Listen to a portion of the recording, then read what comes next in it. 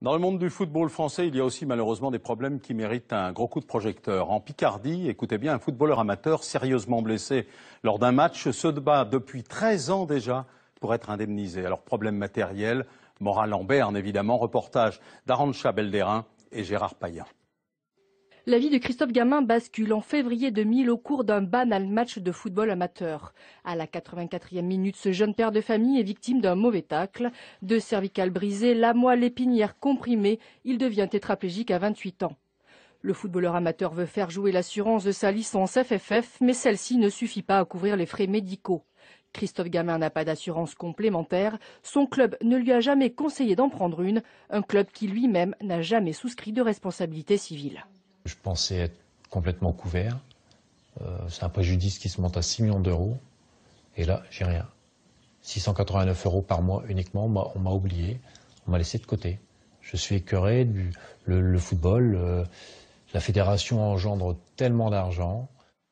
Condamné en première instance, le club sportif de Mollien-Dreuil ne peut honorer sa dette auprès de Christophe Gamin, 1 million d'euros pour défaut d'information sur l'assurance complémentaire. Pour l'ancien président du club, les responsabilités sont à chercher plus haut.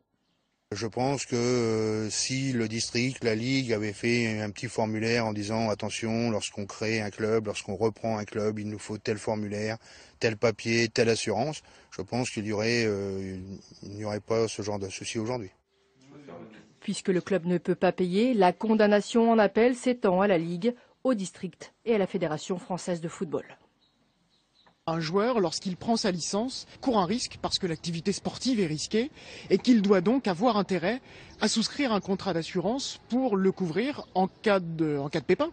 Et ici, tout le monde a failli, tout le monde à des degrés divers doit notamment veiller à ce qu'un joueur soit assuré. Monsieur Gamin ne l'est pas, tout le monde a failli à cette obligation. Pour soulager sa douleur, le quotidien de Christophe Gamin est rythmé par des séances de kiné. Son handicap nécessiterait une aide à domicile, une voiture adaptée, un fauteuil électrique. Mais faute d'argent, il passe sa vie à attendre. Je gagne les procès, mais on ne me donne jamais rien. Et la fédération, que ce soit la fédération ou la ligue, se pourvoit en cassation, sachant que je ne vais pas vivre très longtemps, parce que la vie d'un tétraplégique, elle est courte. Plus ça traîne, moins ils auront de risque d'indemniser. Le jour où je ne serai plus là, ils seront tranquilles. À l'heure où le football professionnel prépare l'Euro 2016 en France, le combat d'un footballeur amateur picard est loin d'être terminé.